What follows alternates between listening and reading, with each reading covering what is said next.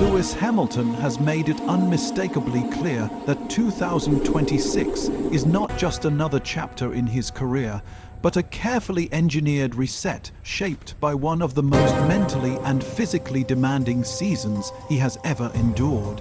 First year at Ferrari did not fail because of a lack of motivation or commitment, but because the cumulative weight of adaptation, expectation, and exhaustion exposed inefficiencies that could no longer be ignored. Rather than masking those issues with optimism, Hamilton has chosen to confront them directly, using 2025 as a diagnostic year rather than a defining one. What separates Hamilton's approach from a typical off-season reset is how intentional it is.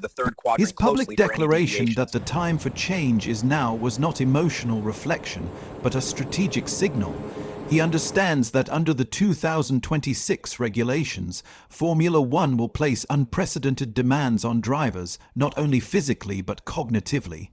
Managing energy deployments, active aerodynamics and race strategy simultaneously will punish inefficiency more harshly than raw pace alone, and Hamilton is adjusting his entire framework accordingly.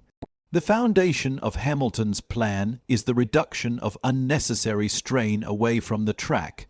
In 2025, the sheer volume of travel, media obligations, and commercial appearances associated with his move to Ferrari became a silent performance limiter. Hamilton has acknowledged that while these commitments are part of being a Ferrari driver, they must be managed more intelligently if peak performance is to be sustained across a 24-race calendar. This is why his collaboration with his personal team has become central to the 2026 project. Hamilton is not outsourcing responsibility. He is reclaiming control, restructuring his travel routines, recovery windows, and preparation schedules. He is attempting to eliminate fatigue before it accumulates. The aim is not to do less but to remove friction so that every unit of energy contributes directly to performance rather than being dissipated off track. Mental clarity sits at the core of this reset.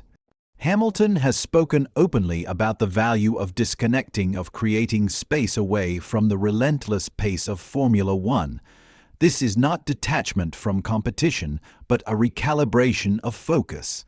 In an era where drivers are constantly required to multitask at extreme speeds, mental freshness becomes a competitive asset rather than a luxury.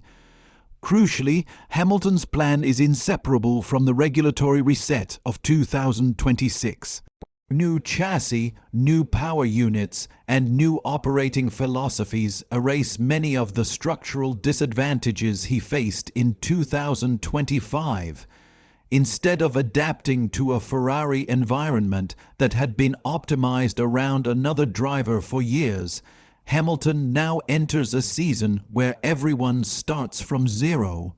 That neutral baseline is something he intends to exploit fully. Hamilton has also positioned himself more deeply within Ferrari's technical evolution. His involvement in cockpit design, steering wheel layout, and energy management interfaces reflects an understanding that driver interaction with the car will be decisive under the new rules. The redesigned steering wheel is not a minor ergonomic tweak, but a response to the sheer volume of inputs required per lap in 2026, and Hamilton's fingerprints are clearly present. What stands out is Hamilton's insistence on simplification without loss of control.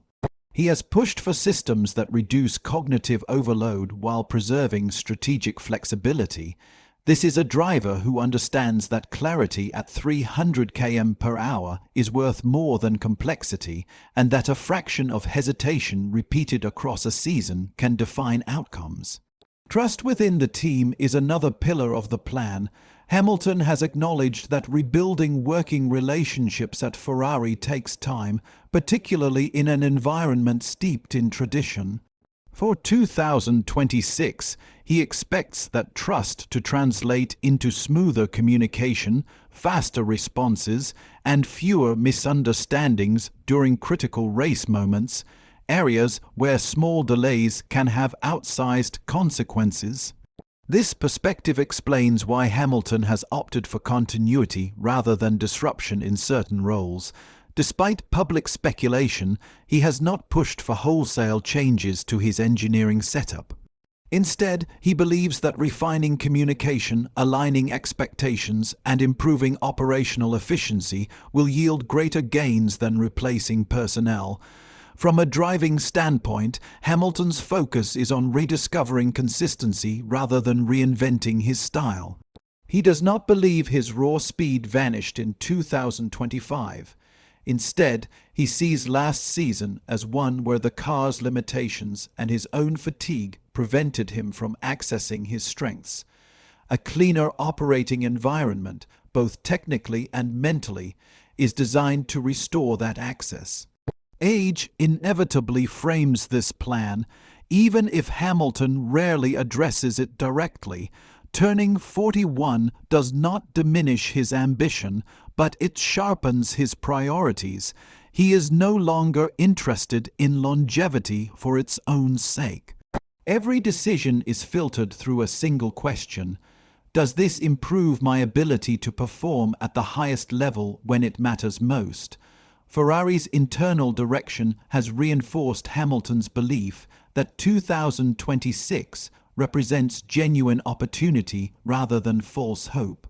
With a new technical structure, a more disciplined development philosophy, and an emphasis on correlation and understanding, Hamilton sees an environment that aligns more closely with his own values as a competitor. The testing approach confirms this alignment. Early running will prioritize mileage, reliability, and data quality rather than headline lap times. Hamilton supports this fully, having lived through the consequences of lost reference points in 2025. His plan is to build confidence incrementally rather than chase validation too early. There is also a clear emotional dimension to Hamilton's reset. His reflections on leaving behind patterns that no longer serve him suggest a deliberate effort to separate identity from outcome. By removing emotional weight from poor results, he is attempting to approach 2026 with clarity rather than pressure. Notably, Hamilton has avoided framing 2026 as a last chance or final opportunity. That narrative would only add unnecessary strain. Instead, he speaks in terms of growth, routine, and evolution, language that reflects long-term thinking rather than desperation. The contrast with 2025 is stark. Last season was reactive, shaped by adaptation and compromise.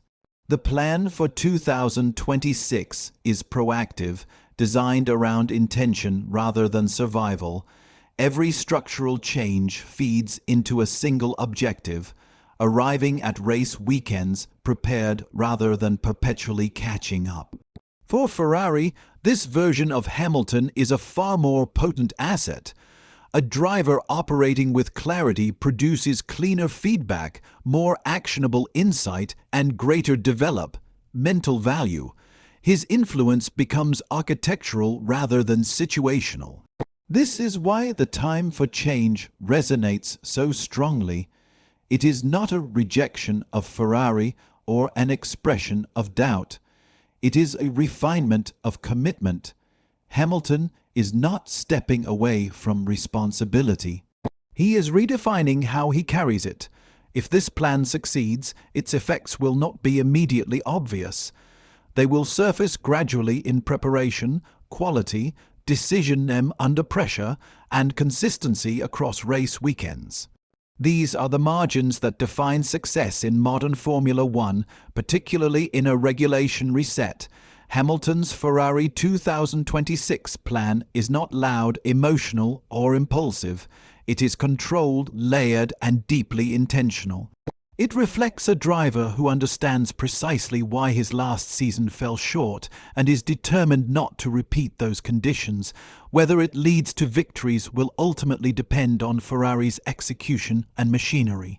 But one thing is already certain: Lewis Hamilton is not drifting into 2026. He is arriving with structure, clarity, and a clear understanding of what must change for him to operate at his best again, and in a new era defined by uncertainty that may prove to be the most powerful advantage